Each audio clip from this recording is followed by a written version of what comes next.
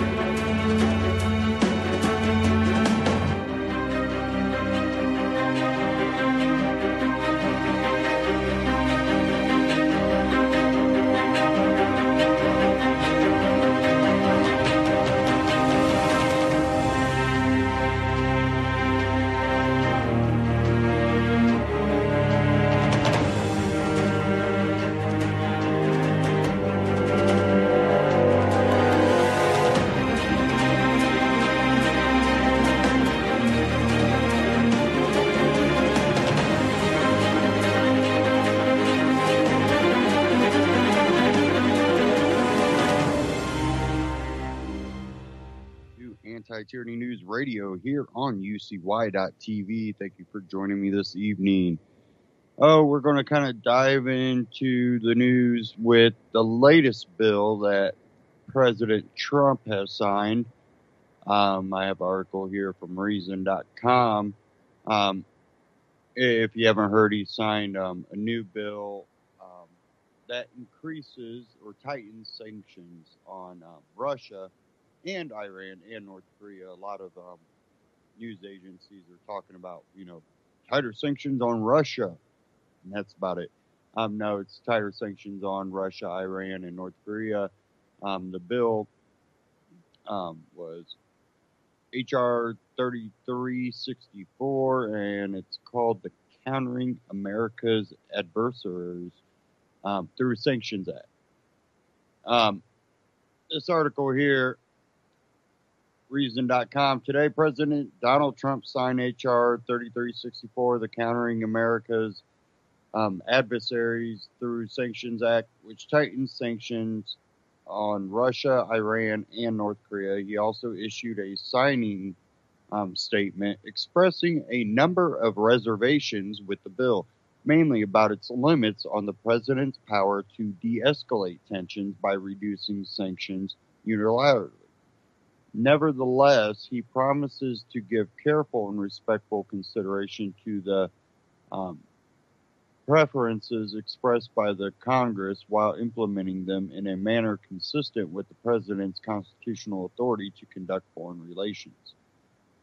While it's important for Congress to assert its constitutional authority in the conduct of foreign relations, H.R. 3364 suggests its priorities are skewed. Additional sanctions will only hurt U.S. relations with the affected countries. Congress should instead be focused on asserting its authority where it has long abrogated issues of war-making and treaties.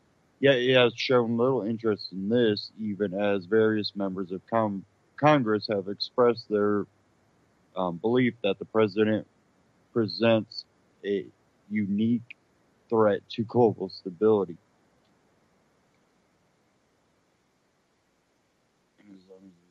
Up here, okay. Says now a new National Defense Authorization Act is working its way through Congress, with little concern for reining in a decade-and-a-half-long war on terror that has mostly increased the threat of terrorism by creating new safe havens for terrorists across the Muslim world, rather than reassert its role in a global war spinning out of control, one that, by all indications, President Trump is escalating further. Congress has chosen to install more obstacles to peace. Congressional Democrats, in particular, are sacrificing the progress made by Barack Obama in U.S.-Iranian relations, all to advance their narrative that Russia poses a grave threat to American democracy. In a Wall Street Journal interview, the complete transcript of which Politico released yesterday, Trump said if it were up to him, the U.S. would have already withdrawn the Iran nuclear deal. His administration has certified twice already that Iran is in compliance with the nuclear deal, and Secretary of State Rex Tillerson acknowledged it in comments yesterday that he and the president disagree on the nuclear deal's usefulness. In the Journal interview, Trump indicated he was deferring to the State Department. In March, President Trump suggested he would be honored to meet with Kim Jong-un. In an additional statement accompanying his H.R. 3364 signing statement, the president complains that the bill encroaches on the executive branch's authority to negotiate with other countries. Congress could not even negotiate a health care bill after 7 years of talking, Trump noted. So far, I don't see a reason why you would sign it other than you want to push this. But I'll get to that part. Trump should not hesitate to have one-on-one talks with Kim or with the presidents of Iran or Russia. Such meetings have a lot of potential upside and not much of a downside, as relations with all three countries are pretty poor already. Trump concludes his signing statement with some comments on Ukraine, which celebrated the new sanctions against Russia. His administration, Trump insists, particularly expects the Congress to refrain from using this flawed bill to hinder our important work with European allies to resolve the conflict in Ukraine, and from using it to hinder our efforts to address any unintended consequences it may have for American business, our friends, or our allies. Undermining U.S. foreign relations is easy, particularly when politicians have been whipped up in a xenophobic fever. Improving peaceful foreign relations is difficult, and this bill only makes it more so. It doesn't just impose new sanctions without a strategy for how to improve relations with the affected countries, but it limits the options available to salvage these relations, a potentially deadly case of path dependence. So he complains that it hinders, that it actually, quote, encroaches on the executive branch's authority to negotiate with other countries. So if the executive branch has this authority to negotiate with other countries, then it's not Congress's duty. But a Congress that can't declare war, can't bring themselves to actually declare war. We just have military,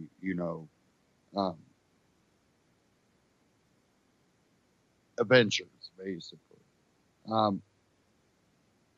So they can't actually declare war, because then you would have to end it. And then they, keep pushing National Defense Authorization Act, which actually restricts your rights. It's unconstitutional in many ways. So they'll deal with the unconstitutional thing called the National Defense Authorization Act, because they don't want to do the constitutional thing and actually declare war, because we shouldn't be over there unless we're declaring war. So they won't do that constitutional thing, but they'll do something unconstitutional.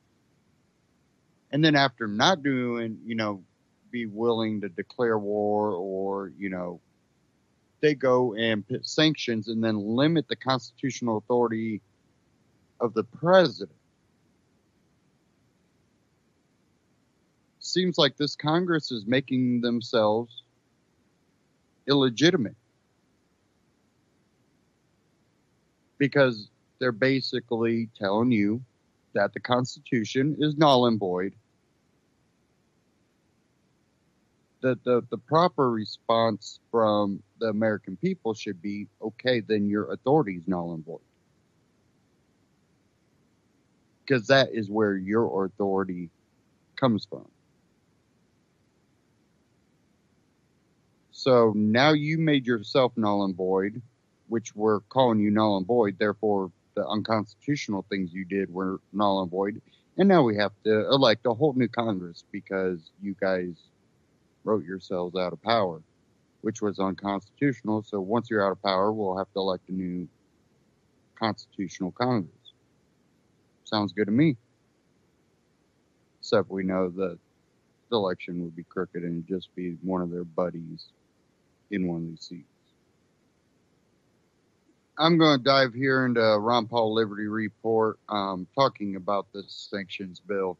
And Ron Paul's calling it another deep state victory. So here we go.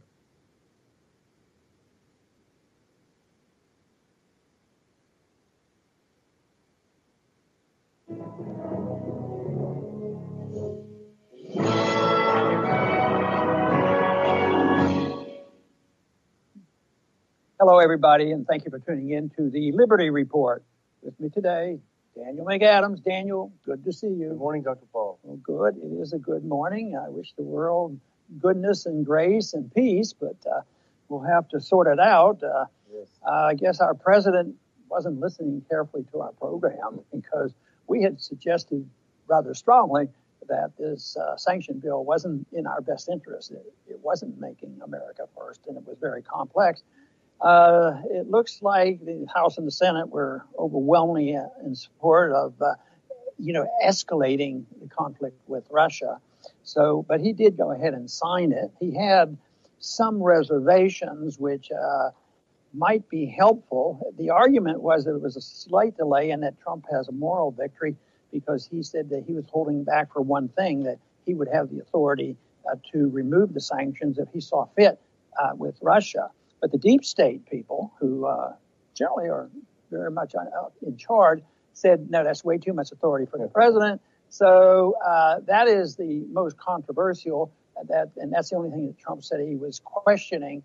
But then again, the whole principle of sanctions was fully endorsed by the people in Washington. But I don't think when the American people know about it, they'll say, hey, this is great. We love going in this direction because it's going to make a more peaceful world, because it won't. Yeah, that's indeed.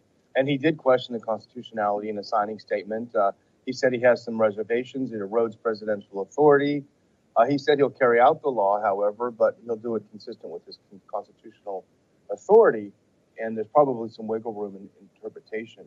But, the bill itself, it cites Russia for a three-fact coup on Ukraine, Russian aggression in Syria. Well, Russia came into Syria at the request of a legitimate government of Syria. How is that aggression? And of course, interference in U.S. elections, which is unproven. The only other thing about signing the bill is that, he signed the bill, but yesterday Pence was in Georgia, I think, and he said the president and Congress are on the same page when it comes to Russia, talking about the bill. This is a bad bill. This is tying our hands. It's not good. The president's unhappy. So his own cabinet is in disarray, I think. Yeah, and we haven't been too happy with some of those appointments, but there are days now that I'm sort of glad that Tillerson's there doing a little bit of challenging on this.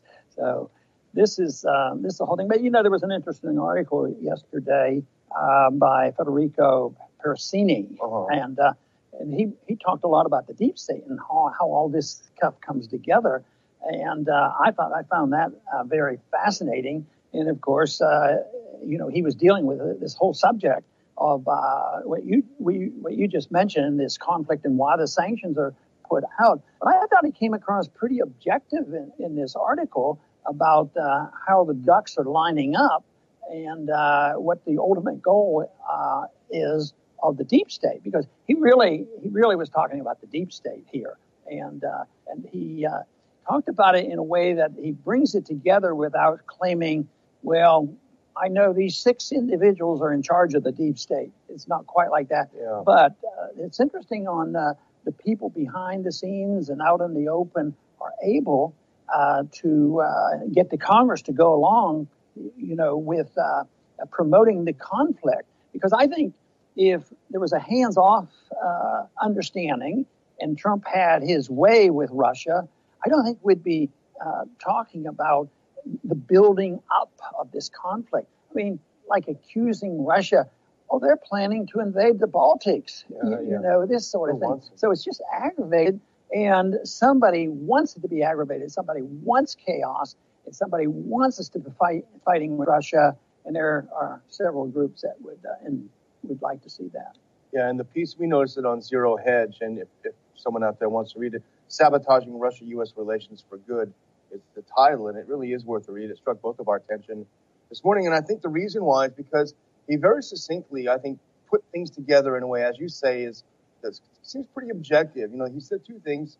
The deep state tried to sabotage any rapprochement with Russia. The first thing they did was the U.S. bombing of Syrian troops in Deir ez-Zor. And this was under the Obama administration when they first announced a ceasefire, and that blew that up.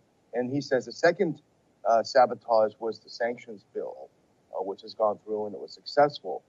And I think he gives a nice little synopsis of what the deep state wants strategically from the U.S. It's based on the continued need for the U.S. to have enemies requiring major arms investments. Surprise, surprise. He calls it the 4+1 theory.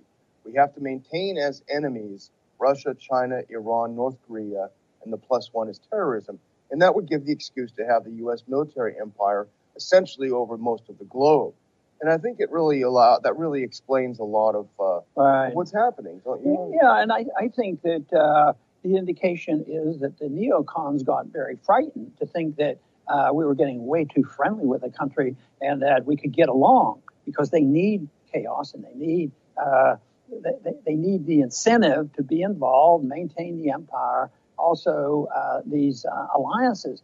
But it's interesting that two of the countries that are most involved in directing our foreign policy, and they are so different in many ways, but they are very much in tune with promoting this policy of fighting with Russia. And that, of course, is Saudi Arabia, which can't stand, the Iranians. And then we have Israel that doesn't want to see this because they see that a threat to their security. But they are very much together. And yet, if you listed what the Saudis believe in and what the Israelis believe in, philosophically and theologically and so many other things, and the principles of democracy, it's so different. But on this is very, very important. And they want this to happen because they correctly see it, that the success of Assad and the Russians right now has some significance to it.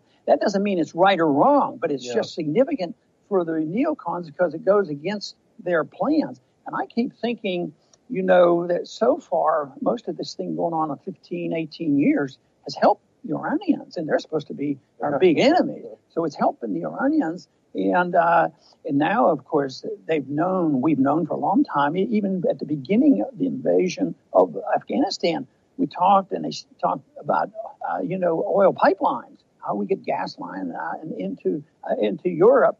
And I think it's something that looks like the Shia Crescent is a real possibility, and it's building. And then when I look at the map and I look at the long-term strategy of China, that if China ever gets even closer to this group, you're talking about a large segment of the world population, especially if they get this modern-day Silk Road in. Yeah. And I understand they spend a lot of money on it already. Yes. And that sort of connects these countries. And as we get weaker, it's going to be more available to them. But I think this article pointed out that one of the strategies, they're internationalists in the sense that they're opposite of Trump. It's not America first. It's internationalism. And maybe America has just overstepped their bounds, and we have to tone it down and take some of this power and authority away from America because maybe they don't think we're doing the right thing. And now they're, strongly in support of chaos. And they feel almost obsessed with making sure that we fight with Russia, and they're winning. And not only are there outside forces doing this, but they're inside too. When we have no idea which side the CIA is on and whether they orchestrate foreign policy or what. But we also know that, domestically, they're very much in control of how the Congress works, and the strategy right now looks in the big picture, it looks like the neocons aren't doing badly. Yeah, and then one thing they are good at, they're not good at creating democracy overseas, but they're very good at creating chaos overseas. So that's one thing they're doing. That serves their interest. That serves their interest. But I think this part about Israel and Saudi Arabia was very interesting because he talks about, of course, this is objectively two of the strongest foreign lobbies in Washington, D.C., the Saudi and the Israeli lobby. Absolutely true. The deep state, he says, is sympathetic to the two lobbies, which I think is pretty accurate. But he also points out that the way Syria is going right now is the sort of the worst imaginable for Saudis and the Israelis, who have invested so heavily in overthrowing Assad, because if this U.S. pullout of support for the CIA's, supporting the jihadists there, if that really is a fact, and it looks like a Syrian government victory over ISIS and over the opposition, you're going to have a Syria led by Assad, allied with Hezbollah, Russia, Iran, Lebanon, and Iraq. So it really is the opposite turnout of what Iran and of what Israel and Saudi Arabia want. So what's the next move? This makes me think about what could have been. What if there were solutions that were more local and working for peace? Well, if the Saudis can get along with Israel, why couldn't the Saudis get along with Assad? But the reason is, I think, it's Saudis against the Persians. That is long-term, and it's control of oil. It's financial. It's probably banking, military-industrial complex, and all of this. But in theory, you could make the case and said, but they should be capable. Some of these people should be capable of putting up with Assad. It's been done in the past. Wasn't after 9/11? Didn't Assad actually offer some troops or support for the? He did help the U.S. Yeah, they were offering, and I think Iran did too.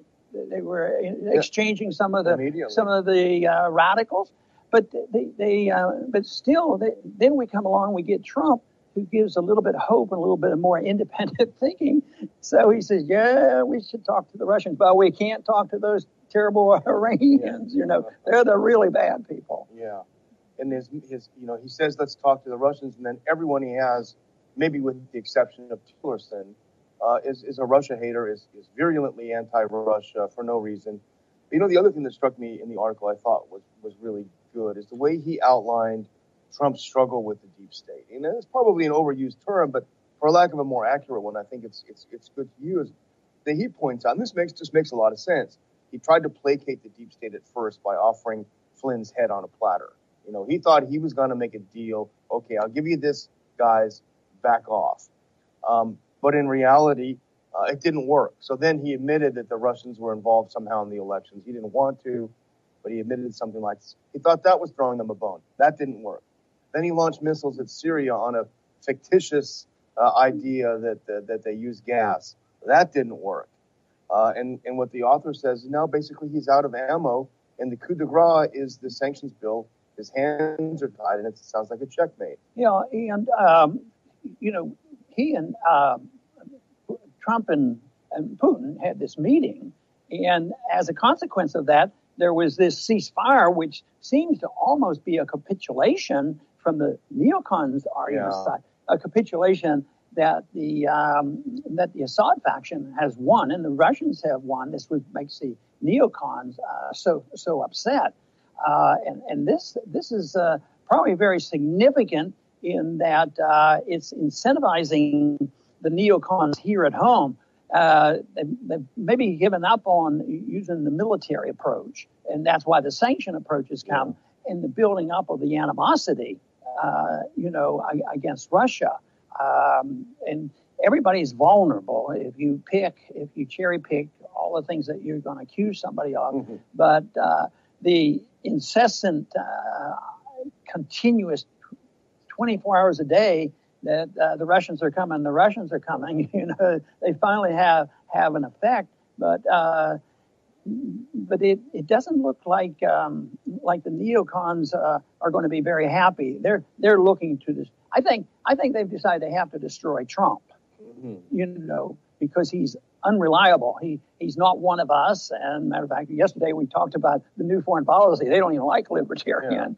But at least Trump is not controllable, even though he's been hurt by capitulating on occasion, and then he got stung, so it's up for grabs. So I think their ultimate goal, of course, is to destroy Trump, and chaos is coming, and who knows what will be the consequence. And the thing that makes it even more difficult for Trump, is that the liberals have aligned with the neocons on this. They are both really together on this idea of pushing the Russia thing to the point where the president, and here are two superpowers that could destroy the earth, and they meet a couple of times on the fringes of this summit, and somehow it's collusion. Somehow, how dare he meet and talk with this guy? See, that just proves it. It's gone beyond the realm. But you have to expand the definition of liberals. There's a few in the Republican Party, too. So you have the old line party hacks that don't like Trump, and, anybody but Trump. Yeah. They get along with this, and they work with the Democrats now. And, of course, there were some people who were delighted, and I have no personal love for any political party, and the Republican Party was not necessarily the vehicle to bring peace and prosperity to this country. So they got together, and they think they're going to solve the problem this way. But I'll tell you, the Democrats and the Republicans, are the problem, and they may well destroy both parties. The Democrats, it's amazing how they get the attention on the Republicans are falling apart. They did it even before the election. Yeah. The Republicans were on the defensive, and then that happened. But now the Republicans are divided, and you have the Democrats here that they don't know what they stand for because they both stand for a philosophy that doesn't work. Yeah. Then you have the Republicans there doing this, and then they're all outside that. But it's probably Trumpism against those who are coalescing together. All the interventionists, liberals, moderates in the Republican Party, who will work, with the Democrats and socialists and all these other people. Whether it ever gets named a party, I think that's where the power is, and I think that's where the neocons are, and that's why this political chaos in this country is not going to go away. I think as the economy comes down, the blame is going to be there. And I think the Federal Reserve can bring the economy down whenever they want to.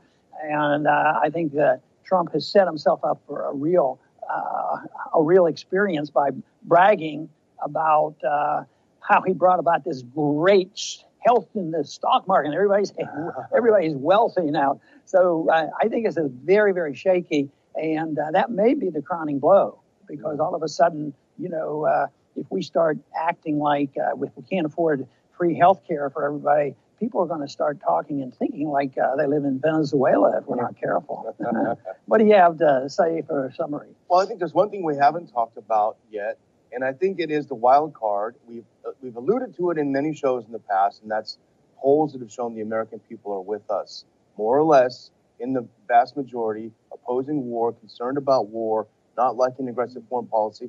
I think the American people are the wild card in this. The question is, what will they do? What can they do? How can they keep themselves from being propagandized?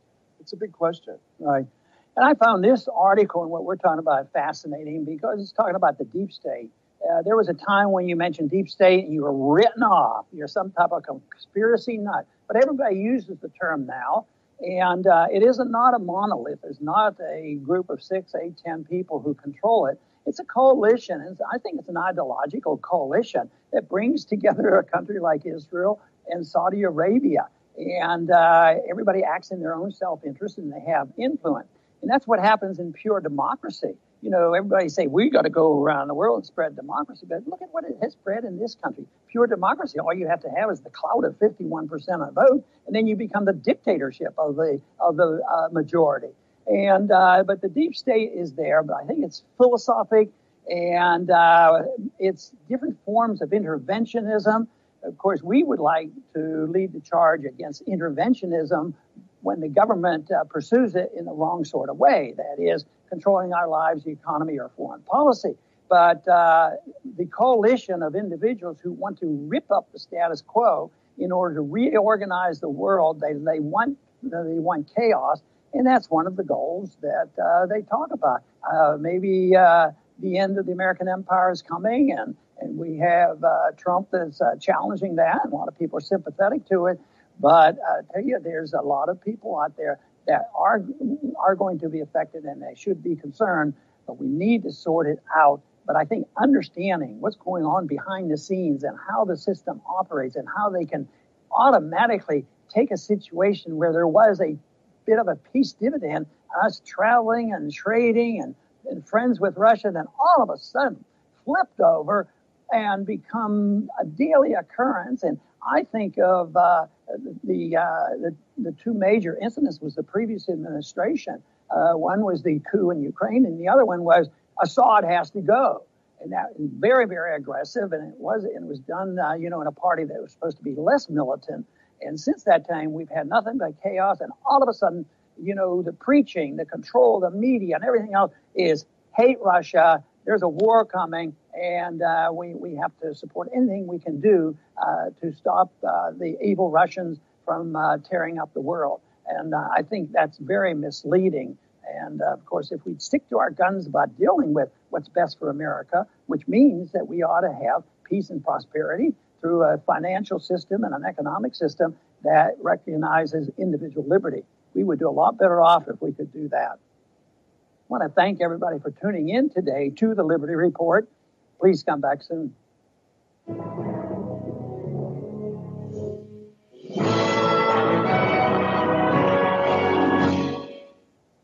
Ron Paul Liberty Report, RonPaulLibertyReport.com, and Ron Paul Liberty Report on YouTube. Check them out. Subscribe. Now, I have another article here covering this. Let me get it popped up here. Here it goes. Russia PM. New U.S. sanctions amount to full-scale trade war. Moscow, Reuters. New sanctions on Russia, which U.S. President Donald Trump has signed into law, are tantamount to a full-scale trade war, Russian Prime Minister Dmitry Medvedev said on Wednesday. He also said in a Facebook post that the sanctions showed the Trump administration was utterly powerless. Quote, the hope that our relation with the new American administration would improve is finished, he wrote. So that from Reuters, which a lot of this, I think, does have to do with the deep state on both sides, Republican, Democrat. They don't want better relations with a lot of countries.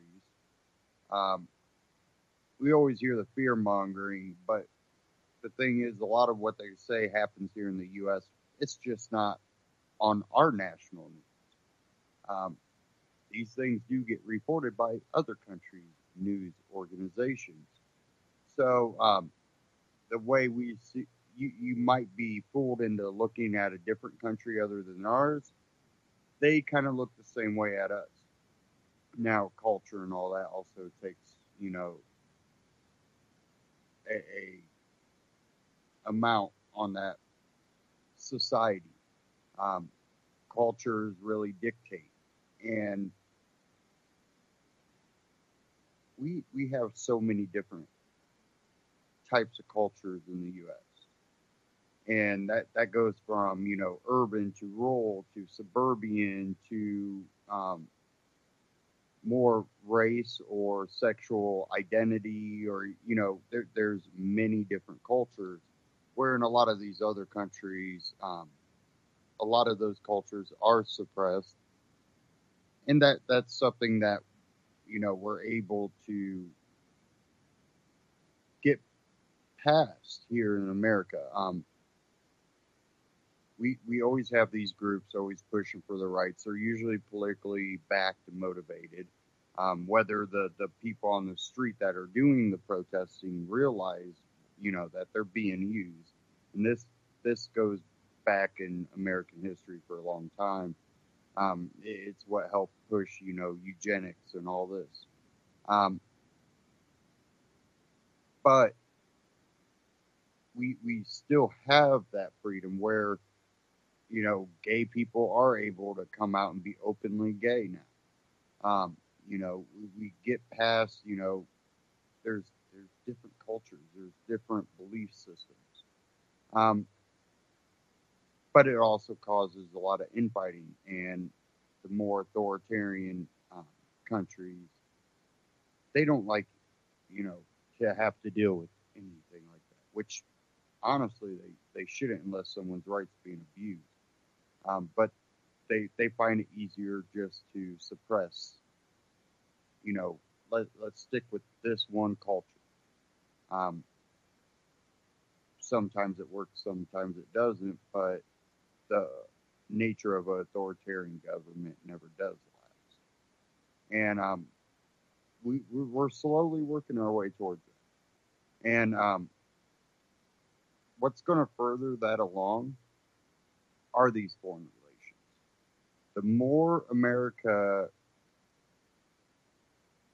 is shut off by the rest of the world, and I'm not talking about, America withdrawing from being the policeman of the world,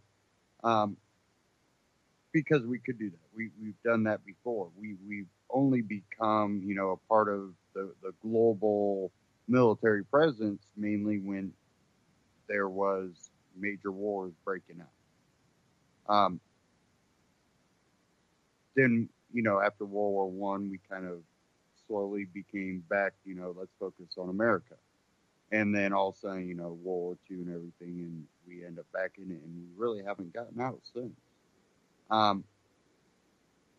But there was a little drawback from after World War One, but a lot of it was something that, our government, our society, and other circumstances all played a part in. But it's going to be a lot worse when the world decides to shut us off.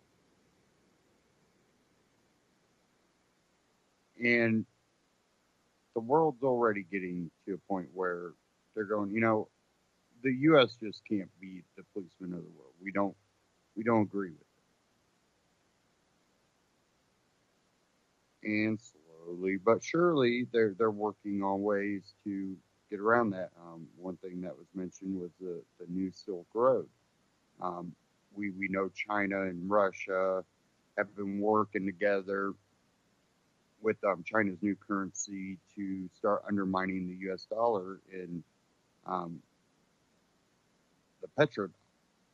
They don't want the U.S. dollar as a petrodollar. That's one thing that has artificially kept our dollar worth anything.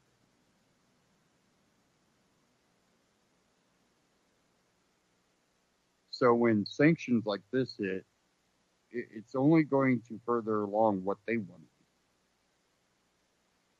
do. And the simple fact that Trump could not stand up and go, you know what, you couldn't give me a health care bill, you couldn't give me this, you couldn't give me that, even though what bills did pop up were not good enough to even, well, I take that back. If we could have passed the repeal part, I think we could have at least edged our way, but they couldn't even do that.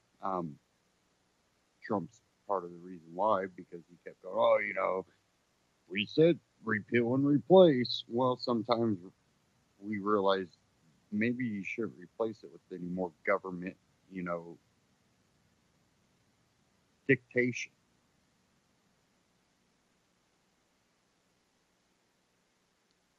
It was collusion with insurance companies and government in the first place that has really made healthcare costs spiral out of control.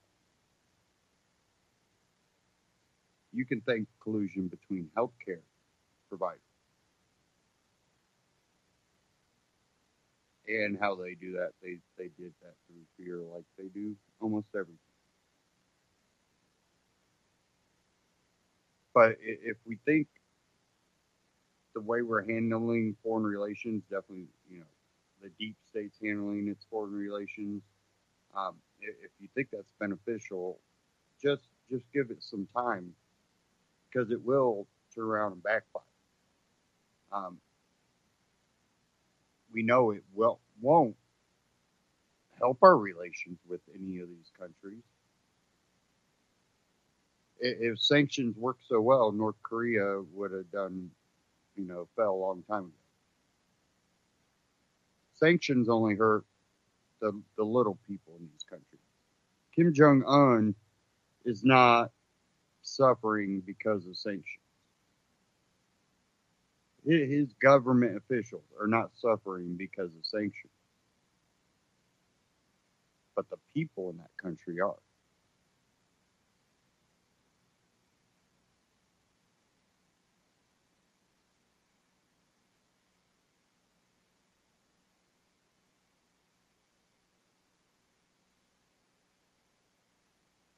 Okay, let's move along here.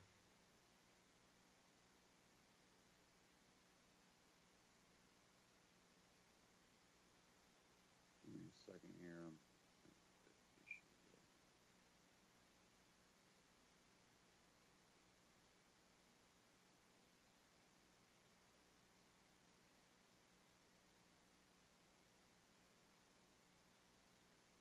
Okay.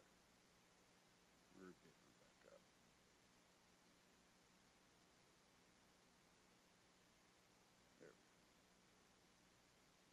There we go, guys. Sorry about that.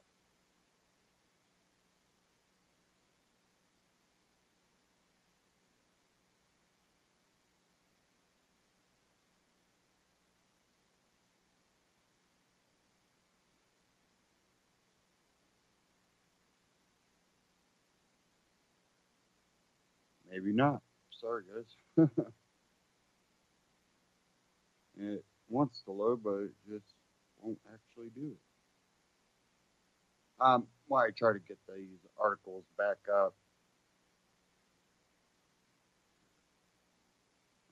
My other machine, I think, just crashed. I just had updates yesterday on it, so I don't know exactly how it's going to act. I kind of held off on updating it because they tend to have a lot of problems in it.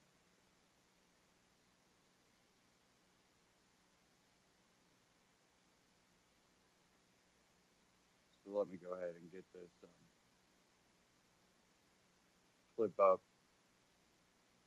Next thing I want to kind of get into is immigration, because I had some articles that I had up, but we will get these articles back up once my machine here loads back up. Make sure my sound's off, otherwise you're going to hear Windows pop up. We'll go ahead and get in this clip. Stefan Molyneux, The Ugly Truth About Immigration. He has Peter Brimlow on, and it's really interesting. I'm not going to play this whole thing because I have some better articles, actually, that I do want to get up. So we'll go ahead, dive into some of this, and we'll get into these articles once I get them back up here.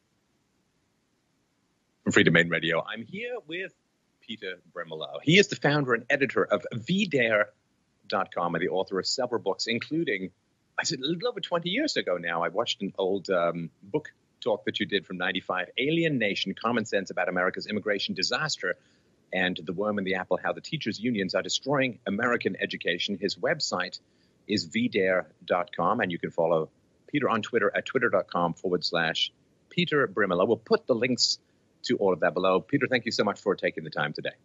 It's an honor to be with you, Stefan. So, if you remember from back in the day, the idea of a multicultural, multi-racist society was that we would all end up moving beyond racial concerns. I will say that as this experiment moves forward, the goal seems to become ever more illusory, in that as we get a multiracial society, we seem to become ever more obsessed with the problems of race. Now, I know that you have some theories behind that, but I wonder if you could give, especially some of our younger listeners and viewers, a sense of what has been going on in American immigration. Because, of course, everyone thinks, oh, it's just immigrant wave after wave after wave, nonstop, all the time. And there have been these significant pauses to allow for assimilation. And I think the argument is we're kind of due for one right about now. Right. I mean, the thing is, Stefan, that America is not a nation of immigrants. It's a nation of settlers, and for most of American history, natural increase. People having children was what drove population growth. There have been waves of immigration. But in the part of the U.S. where I live, New England, after the Great Immigration of the 1620s, there was no immigration for another 200 years. So New England grew enormously quickly, but it was through natural increase. And that's why it was such a shock when the Irish arrived in the 1840s. So what you see in American history is that for most, after the Revolution, there was a long pause until the 1840s. And then immigration fell away again in the 1850s and 60s, and it started to surge in the 1880s. And when that happened, the Americans started to get unhappy about it, and they proceeded to gradually cut it off. And by the 1920s, they cut it off completely. And right through the 1920s, from the 1920s to the 1960s, really, there was essentially no immigration. In fact, there was net out migration in the 1940s. And then, of course, this was all reversed by the 1965 Immigration Act. And this triggered a great influx, which is vastly larger relative to the population growth than has really been seen before. And it will result, in the 1960 census, I believe white Americans were 90% of the population. By 2040, which is not that long off, they will go into a minority because of public policy. The government is literally dissolving the people and electing a new one, to use the famous joke that Bertolt Brecht used after the 54 riots in East Germany. Right. And it is interesting because not a lot of people know how specifically America was founded for, Protestants from sometimes even particular sections of England, and that the idea was, of course, that the Founding Fathers had, that kind of cultural or ethnic composition was essential to maintain the freedoms and small government that they envisioned as the eternal future of the United States. Right. I mean, I believe Jay specifically says in the Federalist Papers that we can make this federal experiment work because we're one people. We're descended from one common source with one religion. He didn't mean Christianity, he meant Protestantism. And of course, the 1790 Naturalization Act required it to be free and white. The Americans were ethno states, so they never thought anything about it. They just took it absolutely for granted.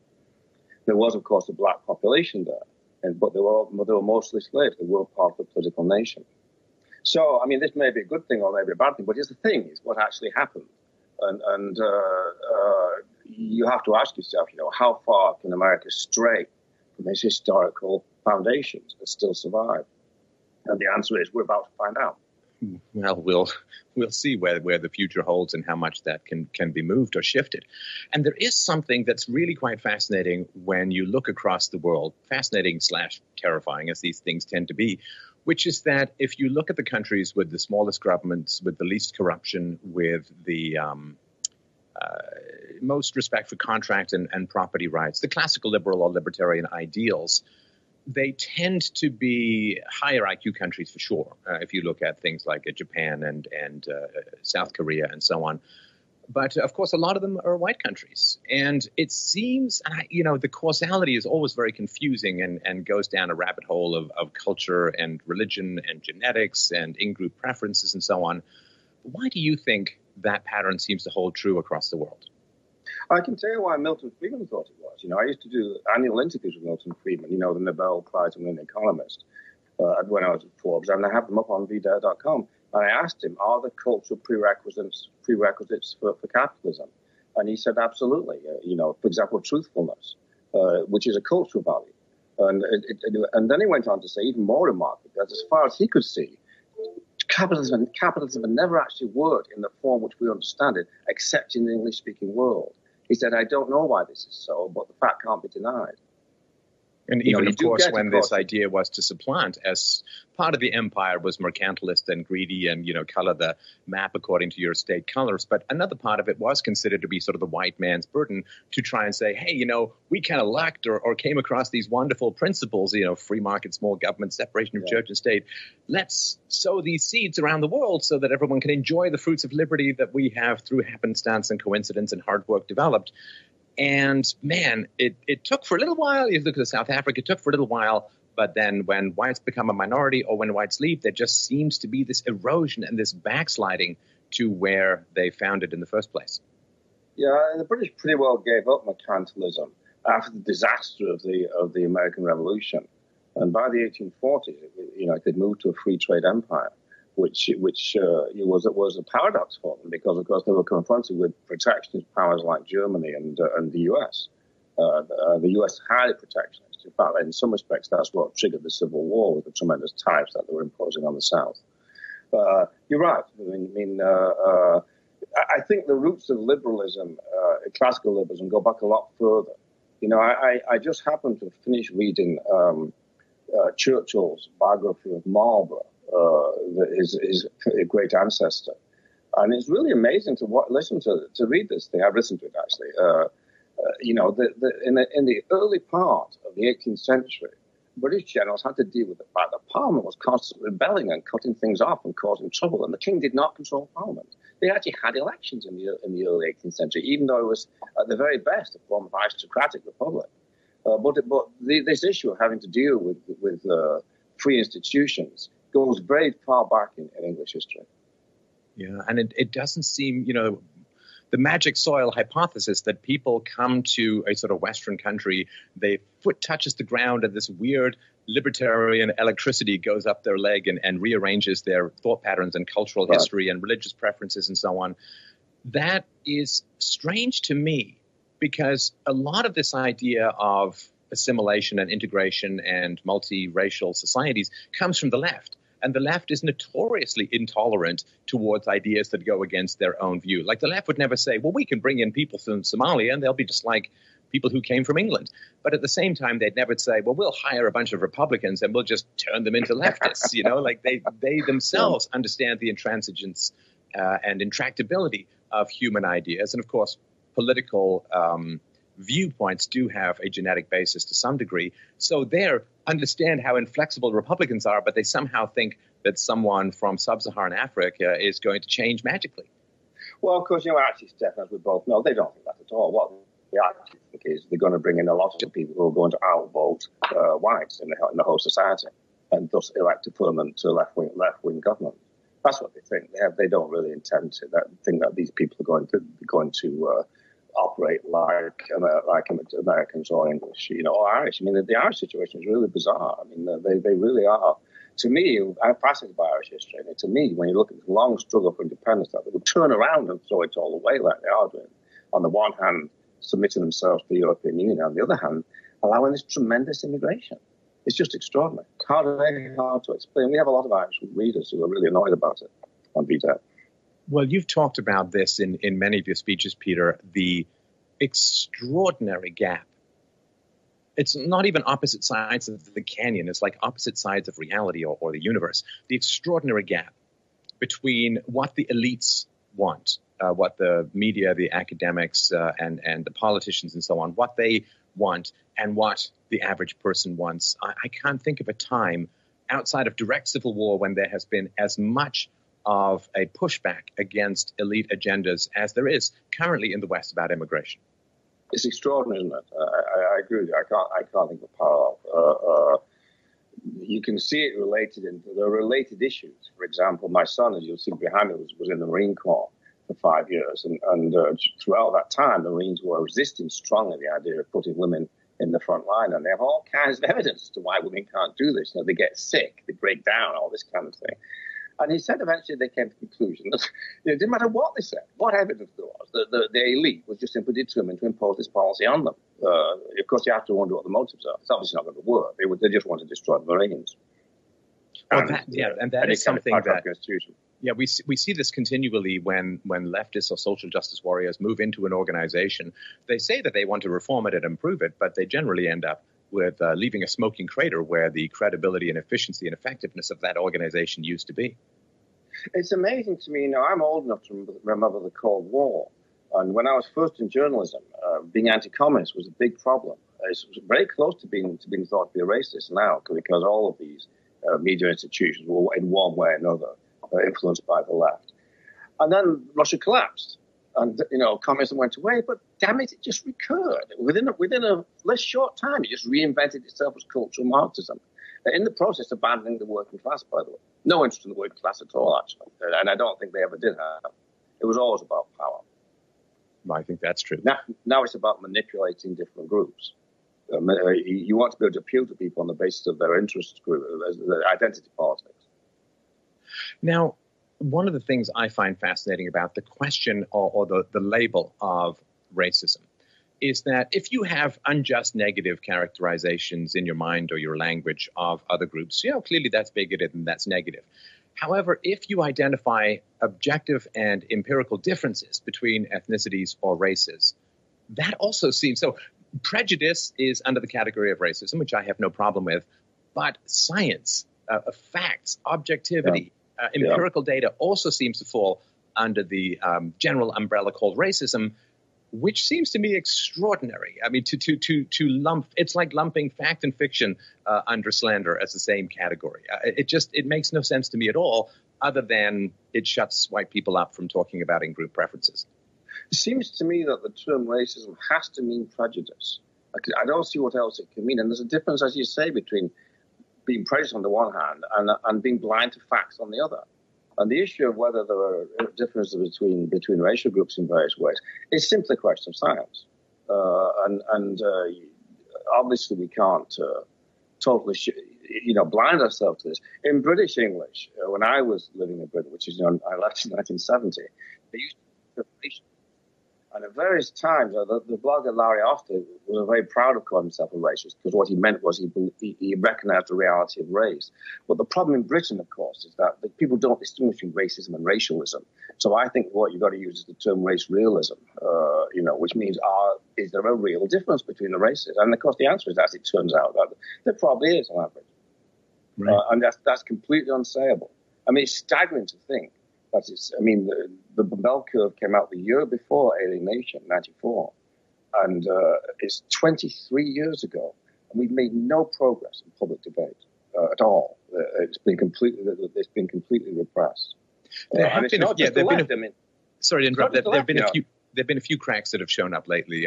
Charles Murray went on Sam Harris's podcast where they had a very civilized discussion about these things. But to me, the paradox, of course, Peter, is that the left gets really angry at anyone who says there may be behavioral patterns among different races, but then they seem to focus almost exclusively on bringing voting stock in from the third world.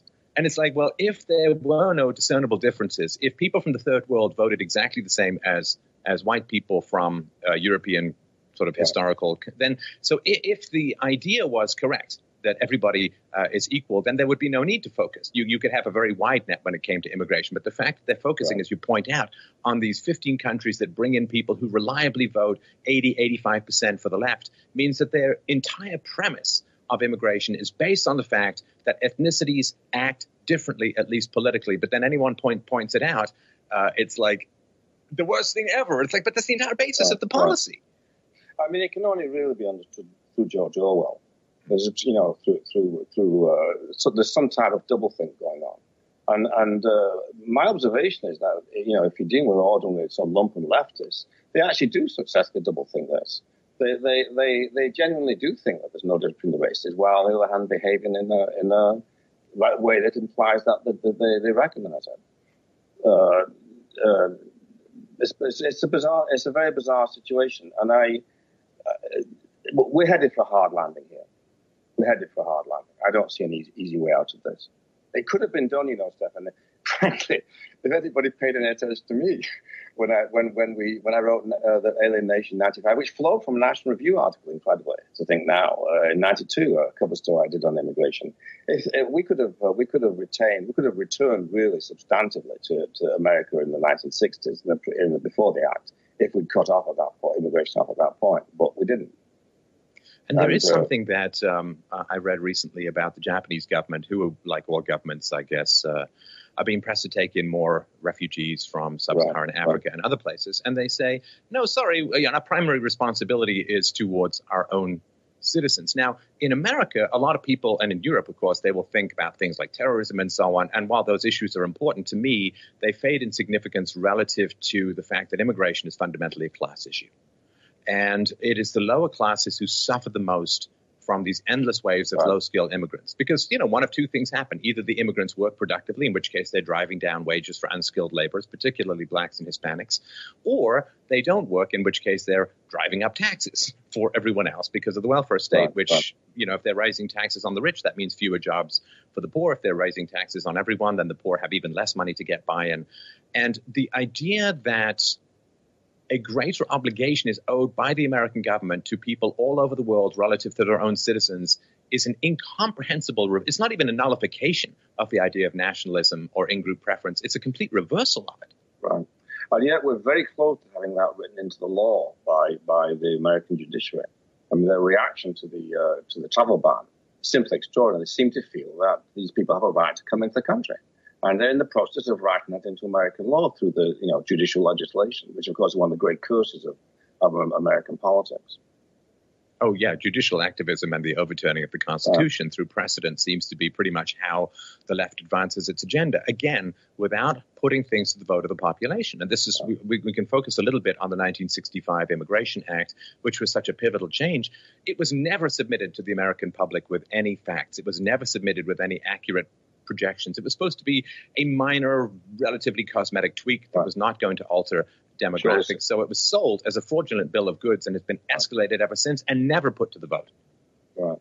It was held as represented to be a purely symbolic thing. And of course it wasn't at all. The interesting question is, did they know that at the time? And I think there are people who framed that legislation who knew perfectly well what it was going to do. They knew they couldn't go to the American people and tell them that. Well, which group would ever vote for demographic replacement? I mean, it makes no sense whatsoever. This is unprecedented in human history that outside of invasion, that a population has been subjected to this kind of replacement. It is truly astonishing. So I wonder if you can help people understand what changed between 1964 and 1966 regarding immigration, and particularly the chain migration and the family issues.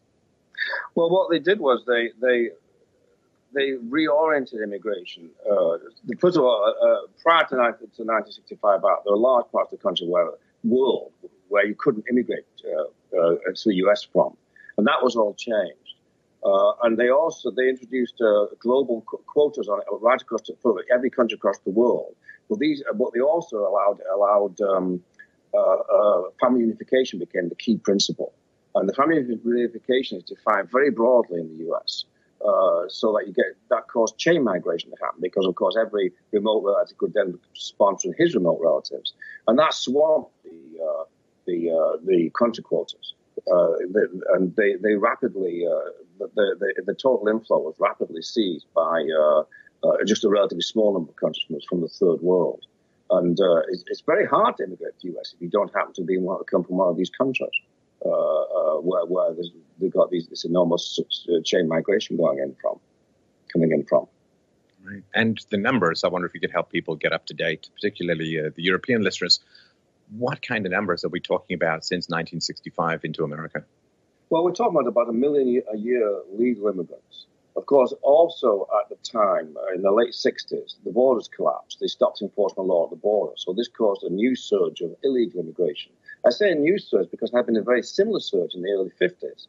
And Eisenhower cut it off in just a few months when he came into power with his Operation Wetback. They moved about 1.5 million people out of the country. They didn't deport that many of them. But once the people realized, they deported about 200,000 to 300,000. When they realized that they'd been deported, the rest left. And to some extent, we see that happening now, by the way. There's evidence that there is a significant outflow of illegal immigrants from the U.S. at the moment because they believe what they read in the papers. They actually believe the mainstream media. They think Trump's going to round them up and throwing them out. Particularly in the first months of his administration, that was a very effective technique, and people did self-deport. There's a dispute as to whether that's slowing now, but we'll see in the numbers as they come out in the next few months. No, and the influx is diminishing as well because people, they don't want to know, or they don't know what's going to happen in terms of U.S. policy. And of course, the mainstream media is trumpeting all of this, deportation forces and so on. But at least, the ICE officials are now being permitted in some situations to actually enforce the law and to earn their paycheck. And so that, of course, is giving people this uncertainty. Do we want to go in there because we don't know what's going to happen? And that is changing, I think, some of that already. And we see on the H-1B visa, which is a type of a guest worker program, that the number of applications has fallen very dramatically. It's still above the quota, but it has fallen quite a lot. And that's presumably because they feel that they're less welcome and they're more subject to the law actually being enforced. It's harder for them to change jobs and so on. I mean, I should be more precise. What looks like it's might be slowing or more accurately increasing is that the influx seems to be creeping up again in the last couple of months. It's nowhere near what it was, but it is creeping up a bit. On the other hand, the exodus is still continuing, so the net is lower. And the growth of the foreign-born population in the U.S. has slowed quite significantly. And, you don't have to do a lot to get it to slow because we ran an article on VDare.com from somebody on the border, and he was one of the Border Patrol people, and he was saying they're watching people go out, they're waving them through, they don't make any effort to check who they are, and they're carrying all their consumer goods, washing machines and stuff like this. And you see, the reason is that they know it's extremely disruptive to have a family member deported, and they may have to abandon their property and stuff like that, and they don't want to do that, so they take it and go back to Mexico. That's why self-deportation actually will work. Well, I think that's true. People respond to incentives, and you don't have to grab everyone by the neck and throw them over the border. If the incentives change, I mean, if the law, which originally I think was the case, but has not been enforced for many years, that immigrants into America should not be able to receive welfare for 5 years. I mean, I tell you, Peter, this was an astonishing time for me when I was looking into this stuff to begin with, because I generally read the law and thought that had something to do with the way things that work. So I remember thinking, oh gosh, it must be terrible, living under bridges, skulking from place to place, working only in cash and so on. And then it's like, oh no, you can get welfare, you can put your kids in school, you can get health care and so on. I'm like, what? How is that possible? The only way you get 4 hearts in a cart by breaking the law elsewhere is to go to jail. And the amount of access that illegal people, criminals have to taxpayer-funded social services and educational resources is truly astonishing to me. It was when I first found out about it. The key loophole is the birthright citizenship proviso, which arguably is a misinterpretation of the 14th Amendment. But for many years, the children of people in the U.S., anybody born in the U.S. is treated as an American citizen. Now, as a practical matter, that meant if you're an illegal immigrant here, you can't be deported because you have an American citizen child. We call them anchor babies for that reason. But it also meant they had access to all kinds of welfare that the American citizen child will be receiving, which you get to spend. And then, of course, there's the public education issue, I mean, that's a transfer of up to 10, depending where you are, but an average of about $10,000 a year from the taxpayer to the child. And there's a real question as to whether illegal immigrants' children should be in school. There was one of the more disastrous Supreme Court rulings in the 70s, Plala versus Doe on that. But it's never been fully litigated. And it could well be reversed now because the judgment was made on various empirical grounds, like there isn't going to be burden on the taxpayer and all that kind of thing. Things that judges should not be concerning themselves with, but they, of course, do. But in any case, the point is even that argument has been refuted now. It is a burden on the taxpayer. So it should be litigated. I think that the birthright citizenship thing is, I mean, if I had been Trump, it's the first thing I'd have gone for. Because what it does is it means that these people who are born here will not become citizens, and therefore they can't vote. And that's the key thing. In the end, it's not terrorism. It's not the economic impact. It's the fact that they're going to vote Americans out of their own country. That's what is a really dangerous thing about immigration. And it's particularly dangerous for legal immigration because they actually are here legally and they can become citizens very quickly. And, of course, the Democrats are doing their best to make sure that happens. Well, American citizenship is one of the great prizes in the world. And the idea that committing an illegal action by being in America and giving birth to a child confers upon the child legal citizenship is the idea that one should keep and profit eternally from the proceeds of a crime. That to me is astonishing. Like you steal the car's returned to its owner and you go to jail. You don't get free gas for the rest of your life and get to keep the car as well. And more specifically, the children of burglars do not get to keep the goods that the burglars stole. Right. And that's why I think that this idea, this deferred action, the DACA thing, is madness as policy. The fact that you're not going to deport the children who were brought here, people who were brought here as small children or as babies and so on, that they somehow have a special category, strikes me as lunacy. Particularly because, I have children who are just out of college, It's very tough for these kids just out of college now, trying to find jobs. And these DACA recipients are going to be competing with them directly. What's the point of that?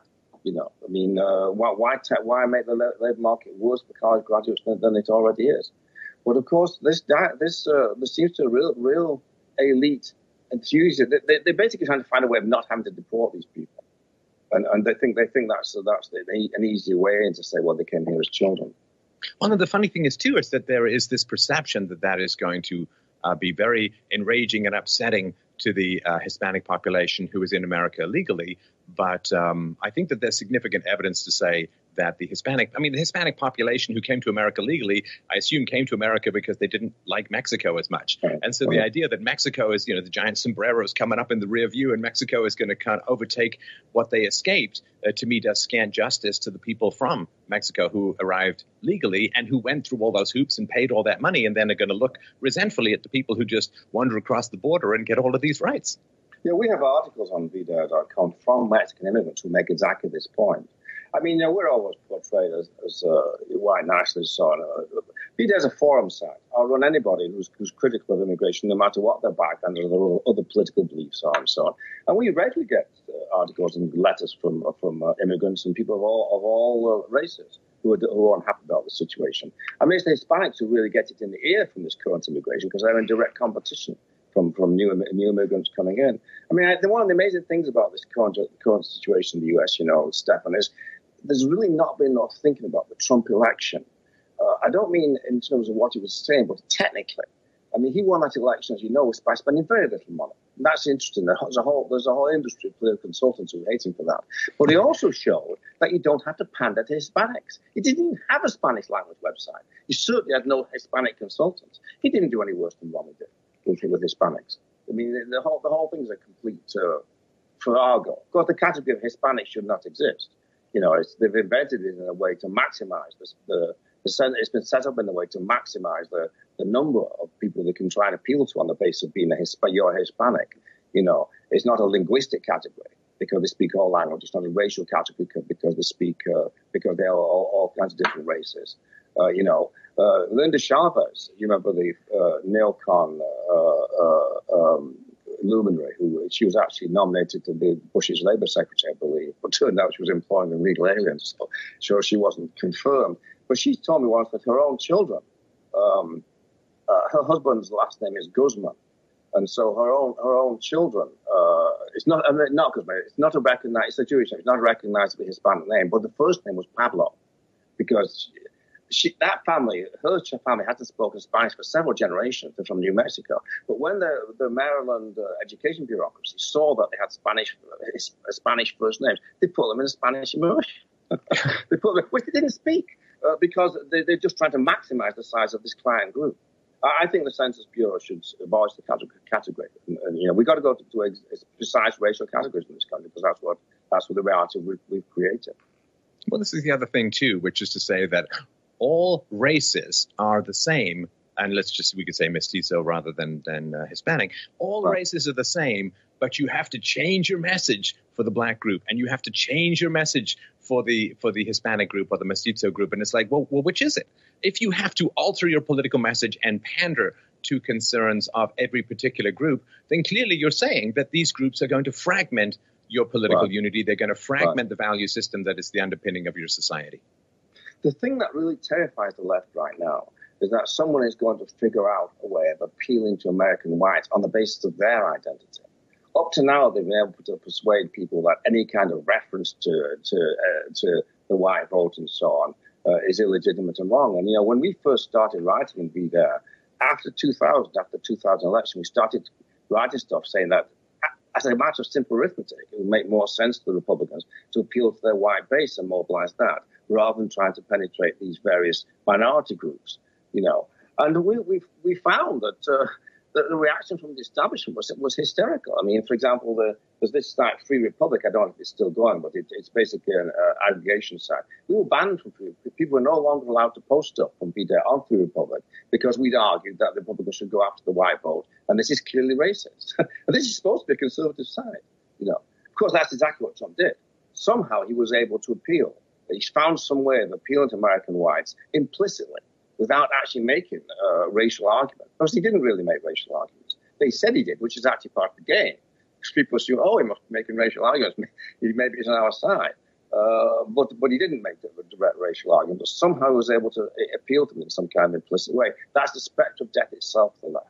They must keep the whites in the U.S. from uniting because they could unite and they could stop this before it's too late. And they're desperate that not happen. And that, I think, explains a lot of the hysteria in American politics from the left at the moment. They know it could be taken away from them. They really thought that Hillary was going to be able to, it really was the Flight 94 election. Is that the term? You know, that she was going to come in, she was going to appoint another Sotomayor, wise Latina to the Supreme Court. They were going to, the Supreme Court has shown that it's willing to, the left and the Supreme Court has shown that it's willing to do anything. If you can find gay marriage in the Constitution, you can say that the First Amendment doesn't guarantee free speech, the Second Amendment doesn't guarantee gun ownership. They can say anything they want. It's just a question of absolute power, you know. And they were on the verge of getting that. She would have opened the borders. She would have vastly increased the refugee influx, what we used to refer to as doing the full Merkel, you know. They would have this tremendous influx, and they would knock out the white population in the U.S. They were right on the verge of doing that, and they're extremely annoyed that they haven't been able to do it. Right. Which is why they have to find a white Christian country as their scapegoat, which is Russia. And yeah, it was an absolutely consequential election to the point where I actually entered into the political fray for the first time in my public career and chose sides, because it was not hard to figure out that this was a referendum on whether America continues in its current form or turns into something far different. And this, to me, is another thing that's well worth mentioning about what was about to happen. Yeah, Hillary would have gone full Merkel, as you point out. And what's happening now, if white people, and in particular white males, I mean, white males are the tax livestock of the redistributionist state. There's no question of that. And of course, as the tax livestock, you don't want them becoming self-aware. You don't want them to start to defend their own interests. So you can have a Hispanic group called La Raza, which of course, as you know, literally means the race, and that's fine. And you can have a black congressional caucus. But the moment that white people say, okay, well, wait a minute, things are kind of slipping away here. We're going to become a minority in the country our ancestors founded. So we set to start organizing and protecting our own interests the way that all other groups do. Suddenly everyone's in the KKK. And that is really shocking and tells you the exact agenda that is going on, which is to keep white people quiet, to keep their shoulders to the yoke, to have them continue to produce things that can be snatched up by the state and redistributed to other groups.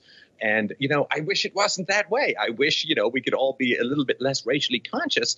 But sadly, that's just not the way politics and demographics are heading.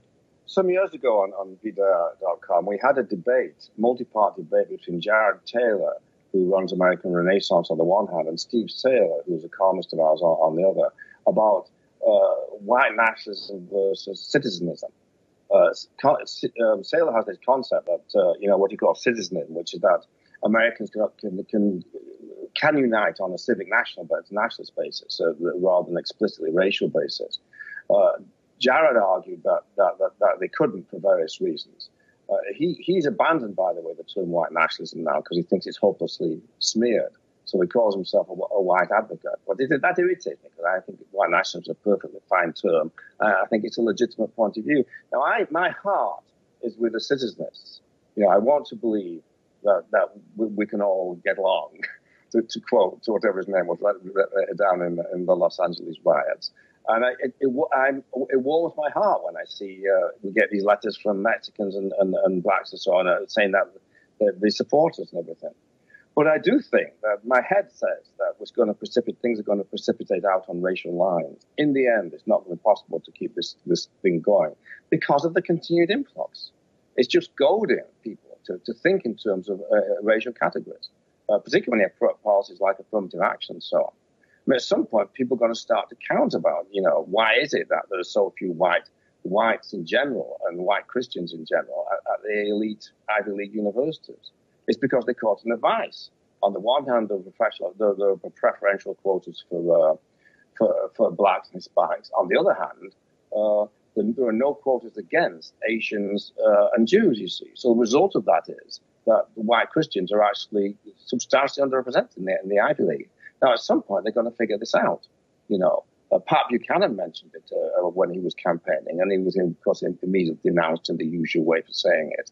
But eventually, it's not going to be possible to suppress this. To this historical parallel, let me know what you think, Peter. The historical parallel that pops into my mind goes something like this, that before the separation of church and state, you had groups jostling for control over state power.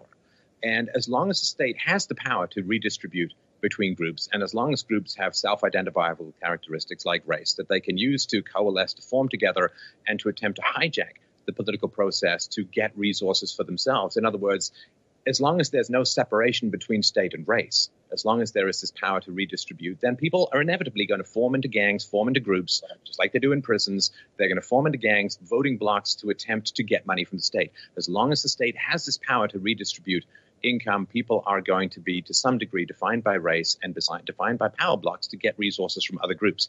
If the government no longer has the power, as it didn't at the beginning of America, and as it didn't for many years in the Western European experiment, if the government does not have the power to forcibly strip income from one group and to give it to another, then I don't care who's here, because people who are going to be here because they love freedom, not because they love the contents of my wallet.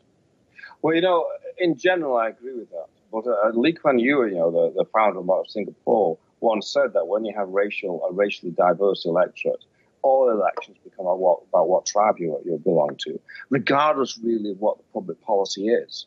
In other words, even if the state is not very redistributionist, the people are still going to organize themselves along racial lines.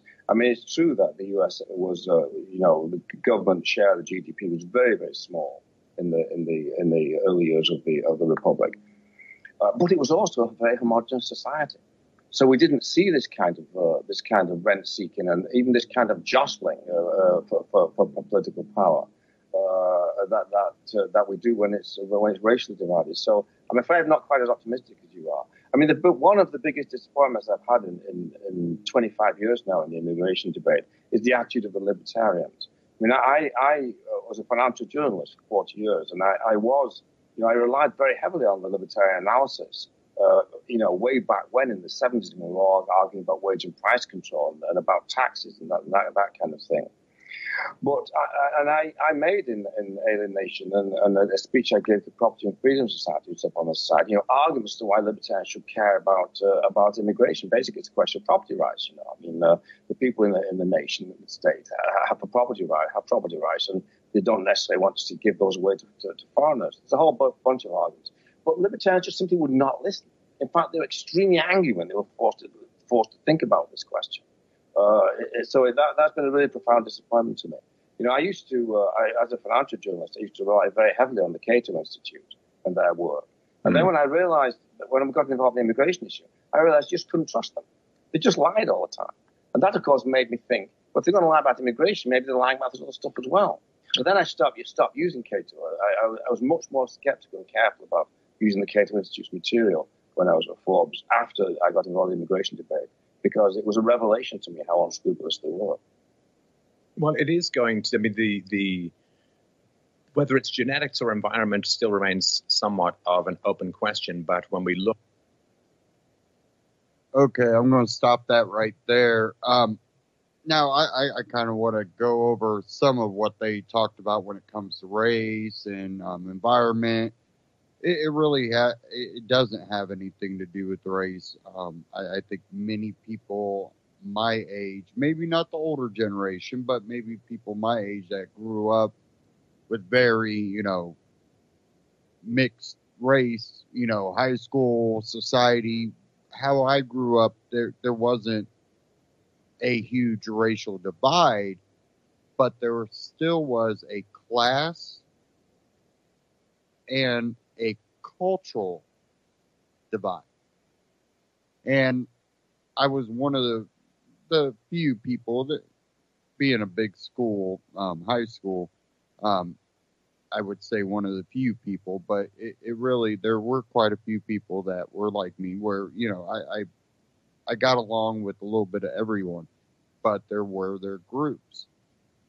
Now, of course, everybody knows about, the rocker clique over here and, the pop group over here, and they would be mixed. You would have the black kid that grew up maybe in more of a suburban type atmosphere.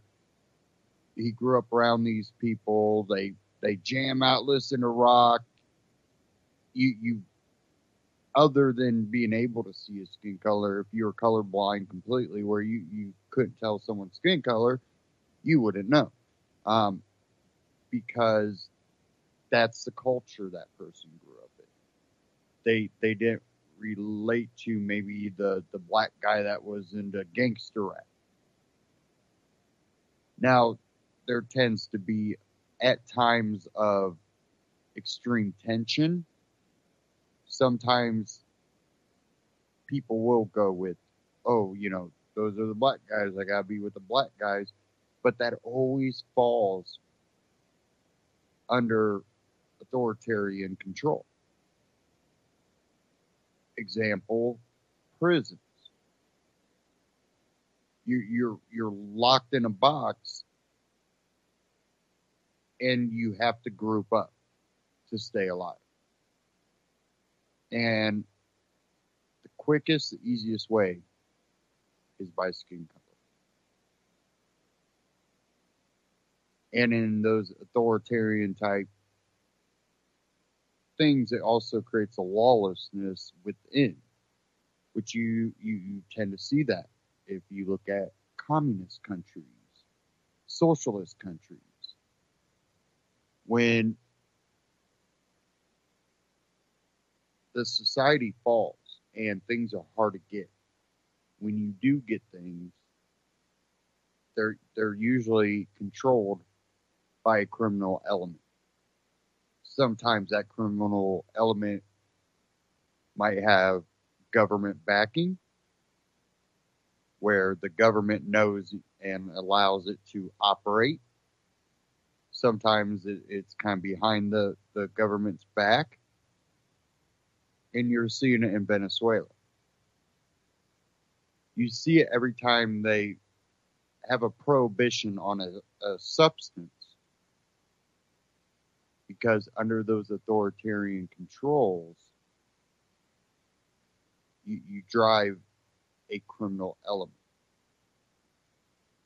and you drive a divide in people. And so when you look at the whole race, is it, genetics, or it's definitely environment.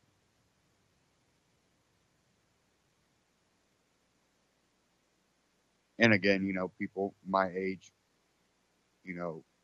we grew up where if you had a group of black people that decided that, well, you have to act like them to be a black person, which again, that was that, you have to group up. You have to group up. Where what they've seen in common was, well, most of my friends that listen to this gangster rap are black, and they grew up in my neighborhood, where they don't see that black kid that grew up in the suburban environment, growing up listening to rock and having maybe more white friends, or Asian and Hispanic, maybe some other black families. But what usually drives all this? I think if you look at the left and you look at the Democrats, you can really find your answer, and it's under that authoritarian control. Look at Chicago. It is one of the Democratic, strongholds, Chicago. It is extremely segregated. You literally have a train stop that after that, that train stops there, very unlikely you will see another white person on that train, and vice versa. There's like this little gray area in Chicago where they'll kind of mingle some,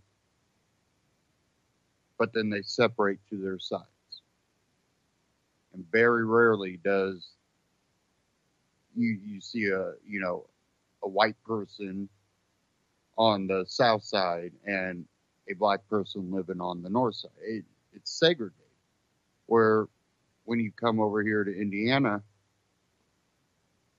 even in some of the small rural towns, it might be a little bit more white,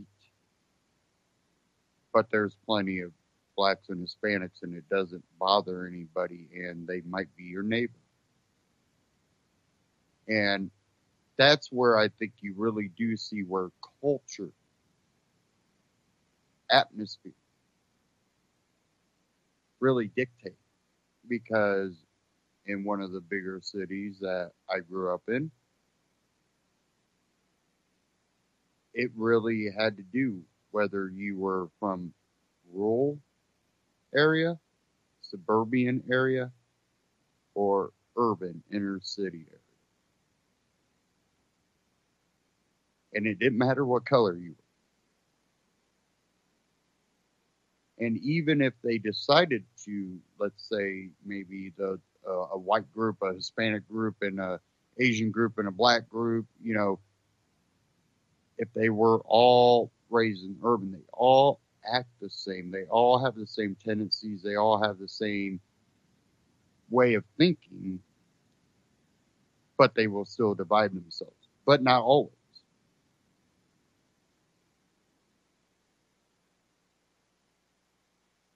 And you start seeing a little bit of that fade when you get to the suburban area.